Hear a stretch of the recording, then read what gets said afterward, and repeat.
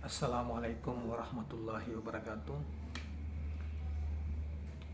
Kawan-kawan sekalian, kembali kita berjumpa di Jejak Semesta 65 Channel. Semoga kita semua dalam keadaan sehat walafiat dan kita dapat melaksanakan kegiatan kita sehari-hari dengan sebaik-baiknya. Kawan-kawan sekalian, kali ini kita akan menyampaikan satu risalah yang berjudul tentang ilmu laduni. Ilmu laduni, kata ilmu laduni atau laduni ini termuat di beberapa tempat dalam Al-Quran. Misalnya di dalam surat Al-Isra itu ada firman Allah yang berbunyi, Rabbi adkhilni mudhalan sidkin wa akhrijni mukhrajan sidkin waj'alni min ladunka sultanan nasyira. Jadi kekuasaan, berikan pengetahuan tentang kekuasaan yang tercerahkan. Nah, ladunka, laduni. Nah, di kalangan ahli tasawuf banyak istilah-istilah ini, atau di kalangan mereka pencari ilmu di dalam Islam itu kata-kata ini tidak asing. Tetapi baiklah, kita akan menyampaikan kira-kira pengertian ilmu laduni itu kira-kira seperti ini adalah, yaitu hasil dari pengalaman kerohanian secara pribadi. Ini yang dimuat di dalam Google ya. Ilmu ini berasal dari Allah. Para malaikatnya pun berkata, Maha suci Engkau, tidak ada yang kami ketahui selain dari apa yang telah Engkau wajarkan kepada kami. Jadi ilmu laduni adalah ilmu yang diberikan Allah, dianugerahkan Allah ke hati seseorang,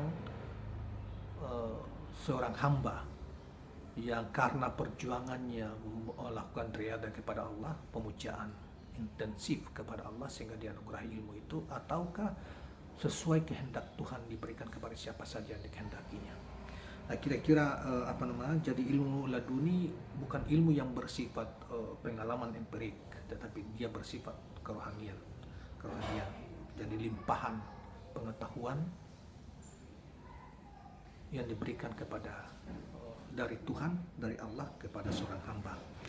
Baik saudara sekalian, judul dari uraian ini tentang ilmu laduni ini termuat di dalam kitab Ma'rifat Auliyah atau kisah kearifan kekasih Allah, yang ditulis dalam kitab ini ditulis oleh Muhammad Khalid Sabit. Saudara, Muhammad Khalid Sabit adalah seorang penulis ya, kelahiran Mesir pada tanggal 13 April 1947. Yang ia adalah seorang putra penulis besar Mesir juga, yang itu namanya Muhammad Khalid Muhammad, yang banyak kitabnya kita jumpai kalau sekalian kalau kita studi di misalnya di IAIN atau sekolah-sekolah Islam yang taruhlah dari madrasah aliyah ke atas, IAIN misalnya, atau itu kita akan temui penulis yang namanya itu Muhammad Khalid Muhammad ini, dan ini putranya yang menulis kitab ini, minat kitab Ma'rifat Auliyah ya, Ma'rifat para wali. Saudara sekalian, baiklah kita bacakan subtema di dalam kitab ini, tema dari satu risalah yang dimuat di dalam kitab ini tentang ilmu laduni. Kita mulai dengan pengalaman Abu Yazid Al-Bistami, seorang ulama sufi yang terkenal, mengungkapkan bahwa orang alim bukanlah orang yang hafal dari sebuah kitab, karena jika lupa apa yang dihafalnya, ia jadi orang bodoh. Orang alim adalah orang yang mengambil ilmu dari Tuhannya kapanpun dia menghendaki, tanpa menghafal dan tanpa belajar. Itu kata-kata Abu Yazid Al-Bistami ya. Ada satu ilmu yang tidak diketahui siapapun kecuali oleh para sufi, yakni ilmu laduni atau ilmu wahbi. Artinya ilmu ini mereka ambil langsung dari Allah tanpa perantaraan apapun. Hal ini sejalan dengan salah satu ayat Al-Quran di dalam surat Al-Baqarah ayat 282, yang artinya, dan bertakwalah kepada Allah, Allah mengajarimu, dan yang telah kami ajarkan kepadanya ilmu dari sisi kami, Misalnya di dalam surat Al-Kahfi ayat 65, sambungan itu ya. Surat Al-Kahfi ayat 65 ini berbunyi yang artinya, dan yang telah kami ajarkan kepadanya ilmu dari sisi kami. Dalam hidupku aku pernah mendapat pengalaman singkat di mana aku mencicipi sekilas pemberian ilahi yang tidak dapat diukur dengan batasan-batasan tertentu. Meski aku bukan termasuk pemilik makam itu, tetapi Allah telah memberiku kesempatan untuk mencicipinya dengan ujung lidahku, sehingga aku bisa melihat bagaimana pemberian yang diberikan Allah kepada para walinya. Lebih lengkap lagi pengalaman tersebut aku gambarkan dalam kitabku sebagaimana dikutip dari Syekh Abdul Rahim Al-Bari. Dalam kitab tersebut aku menyampaikan, aku memiliki pengalaman yang ingin aku ceritakan pada bagian ini. Pengalaman ini termasuk ke dalam pepatah mereka, siapa yang mencicipi maka ia akan mengetahui. Termasuk Anda pembaca yang budiman, walaupun telah menulis berjilid-jilid buku untuk menggambarkan rasa basi misalnya, niscaya engkau tidak akan mampu memberitahu secara persis rasa tersebut kepada orang yang belum pernah merasakan sebelumnya. Lain halnya jika kita minta orang tersebut untuk mencicipi langsung rasa tersebut, niscaya pada saat itu pula ia akan mengetahuinya. Benar, siapa yang mencicipi akan mengetahui. Sebelum tidur aku terbiasa membaca kitab-kitab tentang perjalanan hidup atau syirah orang-orang saleh seperti kitab Sifa al-Syawwah, Hilyat Aulia atau Tabakat Asy-Syufiyah dan sebagainya. Aku membacanya hingga datang rasa kantuk. Buku itu kuletakkan begitu saja dan akhirnya tidur dengan nyenyak. Malam itu aku membaca kitab Tabakat Al-Manawi. Tiba-tiba aku menemukan kisah seorang sosok yang tidak dapat kupahami, ibarat kotak yang terkunci, sulit terpecahkan. Sudah menghadap kiri dan menghadap kanan, tetapi kisah itu tetap sulit diterima. Dalam kondisi itu datanglah rasa kantuk. Tiba-tiba makna ungkapan itu bersinar di hadapanku, bahkan sinarnya lebih terang daripada sinar matahari di tengah hari yang cerah. Hamparan luas terlihat jelas membentang antara timur dan barat. Rasa kantuk pun semakin kuat dan akhirnya aku tertidur. Saat bangun aku berusaha kembali menghadirkan makna itu. Meski sepertinya makna itu menyimpang dari ungkapan dimaksud dalam pengalaman tersebut, Allah telah memperlihatkan kepadaku bagaimana karunia yang telah diberikan kepada para kekasihnya. Semenjak mendapat pengalaman itu, aku tidak pernah mengingkari keadaan, makam ataupun karamah yang dimiliki oleh seorang wali Allah. Siapakah aku dan di manakah aku? Sedangkan mereka sudah berada di hamparan kedekatan dan kemuliaan bersama Zat yang oleh Allah sendiri berfirman dalam surat An-Nur ayat 38 yang artinya, dan Allah memberi rizki kepada siapa yang dikehendakinya tanpa batas. Surat An-Nur ayat 38.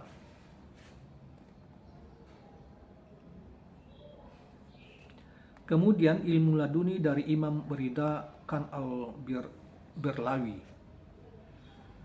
Imam Ahlus Sunnah wal Jamaah dari negeri India adalah Ahmad Rida Khan al-Birawi. Beliau termasuk ulama yang mendapat limpahan anugerah ilmu ini. Sudah menulis beberapa cabang ilmu yang belum pernah ditulis oleh ulama sebelumnya. Lihat misalnya di Insaf al-Imam karya penulis. Di antara informasi cukup populer tentangnya adalah kisahnya bersama Dr. Diauddin, rektor Universitas Al-Ikrah. Saat itu sang rektor memiliki masalah matematika yang benar-benar tidak bisa terpecahkan. Begitu sudah putus asa memecahkannya, sang rektor bertekad untuk pergi ke Jerman guna membawa mahasiswa tersebut kepada guru-guru besarnya di kampus untuk dia menimba ilmu. Di antara Namun seorang kawannya menyarankan untuk membawa masalah ini kepada Imam Ahmad Ridha Khan. Seorang rektor sempat menyepelekan saran tersebut. Karena terus didesak kawannya, akhirnya dia setuju untuk mencoba membawa masalah tersebut kepada Imam Khan. Keduanya pergi ke Barli di mana Imam Ahmad tinggal. Begitu masalah itu ditunjukkan oleh Dr. Diauddin, Imam Ahmad langsung memecahkan saat itu pula tanpa kesulitan sedikit pun. Melihat seperti itu, sang dokter cercengang luar biasa. Ia pun berkomentar, sering sekali kamu mendengar tentang ilmu laduni, namun baru kali ini kami menyaksikan dengan mata kepala kami sendiri. Kemudian saudara sekalian, kita lanjutkan dengan pengalaman atau ilmu laduni yang dimiliki oleh Syekh Abdul Wahab Asy-Sya'rani. Syekh Abdul Wahab Asy-Sya'rani adalah seorang ummi, tidak bisa membaca dan tidak bisa menulis. Namun hebatnya beliau memiliki ilmu-ilmu yang tidak dimiliki para ulama lain. Di antara kebahagiaan yang diperoleh Syekh Asy-Sya'rani adalah dihimpunnya ilmu oleh Allah untuknya. Beliau mendapat pendidikan yang dapat mengeluarkan dirinya dari sempitnya ilmu-ilmu yang dipelajari kepada luasnya ilmu-ilmu laduni. Tak heran jika Sya'ran menjelma menjadi seorang imam yang memenuhi penjuru bumi dengan ilmu-ilmunya. Ada sebuah kisah luar biasa tentang Syekh Asy-Sya'rani yang diriwayatkan sendiri sebagaimana dikutip oleh Profesor Taha Abdul Baqi Profesor Taha Abdul Baqi Syurur dalam bukunya Tasawuf al-Islami wa al-Imam Asy-Sya'rani. Syekh Sya'rani berkisah, jerih payahku yang kulakukan di hadapan Syekh Ali Al-Khawas sungguh banyak dan beragam. Pada awal perjumpaan dengan Syekh Ali Al-Khawas, beliau memerintahkan agar aku menjual semua kitabku, lalu menyedekahkan hasil penjualannya kepada orang-orang fakir. Aku pun menjalankan perintah itu. Meskipun ada beberapa buku yang penting dan tak sebanding dengan harga penjualannya, aku menjualnya dan menyedekahkan hasilnya. Sejak itu perhatianku terus bergantung pada buku-buku yang kujual tersebut. Mengingat besarnya jerih payahku, banyak catatan kaki dan komentar di dalamnya, sehingga aku seakan menjadi orang yang kehilangan ilmu. Dalam sebuah kesempatan, Syekh Ali Al-Khawas berkata kepadaku, putuskanlah ketergantunganmu pada buku-buku itu dengan cara memperbanyak zikir kepada Allah, sebab orang-orang berkata, orang yang paling perhatiannya orang yang bersering berpaling perhatiannya tidak akan sampai kepada tujuan. Aku pun berusaha memutus ketergantungan itu hingga alhamdulillah aku benar-benar terlepas darinya. Setelah itu Syekh Ali Al-Khawas memerintahku untuk beruzlah beberapa lama hingga waktuku benar-benar bersih dari selain Allah. Aku menjauhi dari keramaian orang hingga aku merasa lebih baik dari mereka. Suatu ketika Syekh Ali Al-Khawas berujar, hilangkanlah perasaan bahwa engkau lebih baik daripada mereka. Aku pun berusaha lagi hingga akhirnya aku melihat diri sebagai orang yang paling hina di tengah mereka. Kemudian Syekh memerintahkanku untuk bergaul di tengah mereka, bersabar menghadapi perlakuan buruk mereka, dan tidak membalasnya dengan perlakuan serupa. Aku pun menjalankan perintah itu hingga berada pada titik di mana aku melihat diri sebagai seorang pemilik kedudukan lebih unggul dibanding mereka. Syekh Ali kemudian menegurku, hentikanlah perasaan itu. Aku pun menjalankannya hingga benar-benar terbebas dari perasaan tersebut. Setelah semua itu berhasil, Syekh kembali memintaku untuk selalu berzikir mengingat Allah, baik dalam kesendirian maupun dalam keramaian. Segala sesuatu harus dihentikan demi mengingatnya. Manakala ada sesuatu selain Allah terbesit dalam benakku, aku segera memalingkannya. Saat itu pula aku pun terdiam selama beberapa bulan. Dalam kesempatan berikutnya, Syekh Ali Al-Khawas memerintahku untuk meninggalkan seluruh syahwat dan keinginan duniawi. Aku pun meninggalkannya. Cukuplah bagiku sesuatu untuk menyambung nafas dan mempertahankan hidup. Ilmu-ilmu nakli bersaing dengan ilmu-ilmu laduni. Tak lama berselang, saya kembali memerintahku untuk menghadap kepada Allah agar memperlihatkan dalil-dalil syarah. Begitu aku melihatnya dan lembaran hatiku sudah terhapus dari ilmu-ilmu nakli dan ilmu nakli dan perlahan masuk ke bawah dalam dalil-dalil syarah dan berada di belakang ilmu-ilmu laduni. Syekh Asy-Sya'rani juga bercerita panjang tentang penantiannya terhadap berbagai inspirasi ilahi, ilham dan keterbukaan hati. Bagaimana Syekh Al-Khawas melakukan berbagai upaya untuk menjernihkan hatinya dan memutuskan segala ketergantungan atas segala bentuk duniawi, bentuk hadiah duniawi. Terakhir, Syekh Asy-Sya'rani menyampaikan kepada gurunya Syekh Ali Al-Khawas bahwa awal mula terbuka hatinya terjadi sewaktu berada di pinggir sungai Nil, tepatnya di sebuah tempat khusus miliknya. Dituturkannya sewaktu aku berdiri di pinggir sungai Nil, tepatnya di dekat kompleks perumahan Al-Bararah dan aliran air Al-Qal'ah. Tiba-tiba sejumlah pintu ilmu laduni terbuka dalam hatiku. Setiap pintu lebih luas daripada jarak antara langit dan bumi. Dari situ aku bisa berbicara makna-makna Al-Quran dan hadis. Dari makna-makna itu aku juga mampu menetapkan hukum, kaidah-kaidah nahwu, usul fikih dan ilmu-ilmu lainnya. Bahkan aku tidak merasa perlu melihat kitab-kitab tulisan para ulama. Alih-alih melihat kitab mereka, aku justru mampu menulis tak kurang dari 100 kitab atau 100 buku. Setelah menyampaikan hal tersebut kepada Syekh Ali Al-Khawas, beliau memerintahkanku untuk mencucinya. Menurutnya itu adalah ilmu yang tercampur dengan pemikiran dan usaha. Sedangkan ilmu-ilmu laduni terbebas dari semua campuran tersebut. Aku pun membersihkannya. Selanjutnya, Syekh Ali Al-Khawas memerintahkanku untuk membersihkan hati dari segala bentuk pikiran kotor. Disampaikannya, antara engkau dan ilmu laduni yang jernih ada 1000 makam. Aku pun menjalankan segala yang telah disarankan oleh guruku. Berpalinglah engkau dari ini dan carilah apa yang ada di atasnya, dan seterusnya. Itulah gambaran terbukanya hati dari berbagai upaya keras yang dilakukan di hadapan guruku. Saudara sekalian, ini demikianlah beberapa kisah. Dan yang terakhir,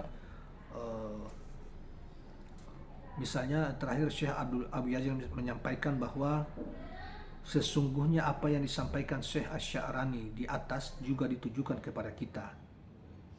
Kisahnya diceritakan beliau berarti sombong, diceritakan bukan beliau berarti sombong, melainkan sebagai bentuk mengakui kebenaran yang terkandung, yang tak terhalang baginya. Saudara sekalian, demikianlah tentang ilmu laduni. Dan sekaligus sebagai mereka tiga ulama yang tadi kita sudah bacakan pengalaman tentang ilmu laduni dan pengetahuan mereka tentang ilmu laduni serta keterangan mereka. Nah, karena itu mudah-mudahan risalah ini bermanfaat bagi kita dan menambah pengetahuan kita tentang soal ini. Mudah-mudahan bermanfaat, dan kawan-kawan sekalian jangan lupa, sebelum kita akhiri, jangan lupa subscribe, share, dan like channel ini, karena keberlanjutan channel ini sangat tergantung dari kerelaan dan ketulusan Anda untuk menekan tombol subscribe, share, dan like. Terima kasih. Assalamualaikum warahmatullahi wabarakatuh.